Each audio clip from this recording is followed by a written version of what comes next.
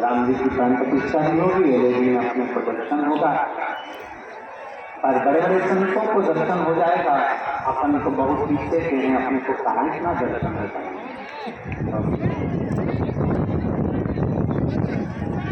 हम महादेव से कहते हमने कहा बाबा अब तुम्हारे ऊपर है, और आप मानेंगे नहीं, जैसे प्राण प्रतिष्ठा महोत्सव में पहुंचे सतुआ बाबा जी हाथ पकड़कर हमको आगे बिठा, और दूसरा ऐसी राम जी की कृपा हुई कि राम जी का ही स्वरूप, राम जी को भी कृपा पाया, जो पूरे विश्व में राम कथा को अपनी जिंदगी में अनमोल मोती के रूप में प्रदान करते रहे परम पूज्य मुरारी बापू जी, जिन्होंने संपूर्ण देश विदेश में एक रतन के रूप में राम कथा को दी।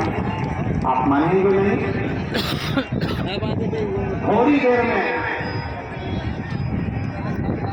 बापू ने हमारा हाथ पकड़ा और हाथ पकड़कर हमको राम मंदिर में ले जाकर राम जी का दर्शन उनके सामने करा। ऐसा लग रहा था जैसे स्वयं राम जी ने राम जी को आदेश दिया और राम जी हाथ पकड़कर महाराज जी ले जाकर राम जी का दर्शन करा दिया। ऐसा सुंदर दर्शन हमको कराया। तो आप अभी देख लीजिए, तो आपके इंदा जी मिस्त्री में आए हैं, अपना पानी गिर रहा है, कैसे कथा सुनेंगे, कैसे कथा सुनेंगे। आप जब पक्के हो जाते हैं ना, तो परमात्मा को भी हमारे लिए सोचना पड़ता है कि मैं पानी गिराऊंगा तो नहीं डालूंगा।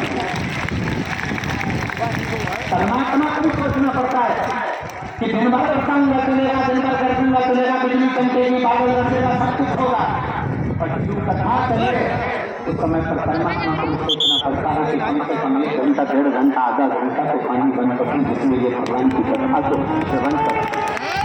परमात्मा भी सोचते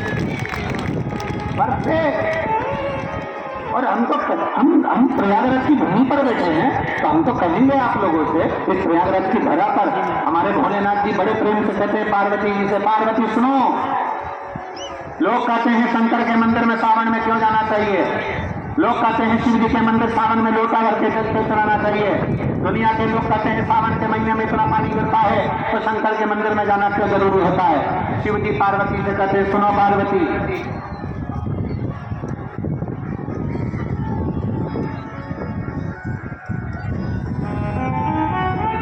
सावन के महीने में भगवान शंकर पार्वती से कहते हैं सुनो पार्वती, जब एक भक्त मेरे ऊपर जल चढ़ाने के लिए आता है तब मैं इंद्र को भी कह देता हूँ, गरुण और वरुण को भी कह देता हूँ, सुनो जब भक्त आए तब पानी मत गिराना, जब भक्त आ जाए तब पानी गिराना। क्यों? समझ में आए? बारिश बरसो, खूब बरसो, पर ऐसी मत बरसो कि कोई आ ना सके।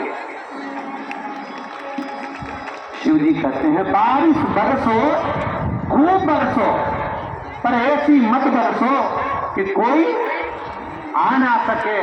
और अब शिव जी कहते बारिश बरसो, ऐसी बरसो कि अब कोई जा ना सके।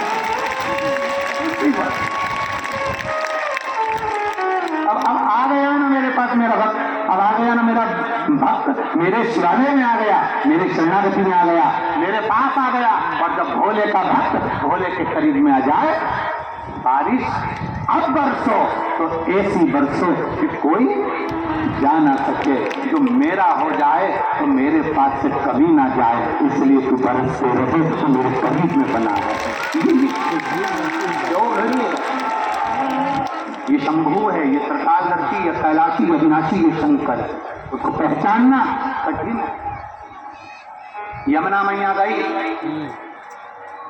जो उन्होंने गोलोकधाम में दर्शन करा, भगवान का विचार कर लिया कि मुझे के पास छोटी ब्रह्मणी के पास पटरानी बन सकती हूँ, आप बताओ मैं कैसे बन सकती हूँ।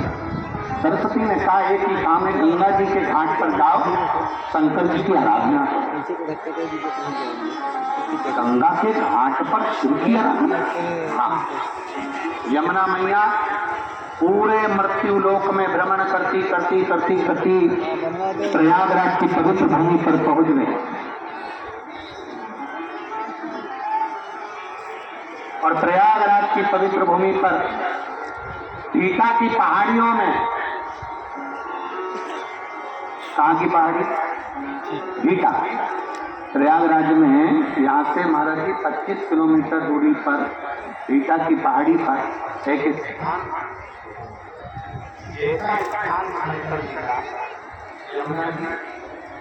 ऐसा स्थान जहाँ पर स्वयं यमुना भगवान शंकर की आराधना करने के लिए बैठी और शंकर जी को सुजावन महादेव के नाम से वहां पर आना पड़ा और दर्शन देना पड़ा।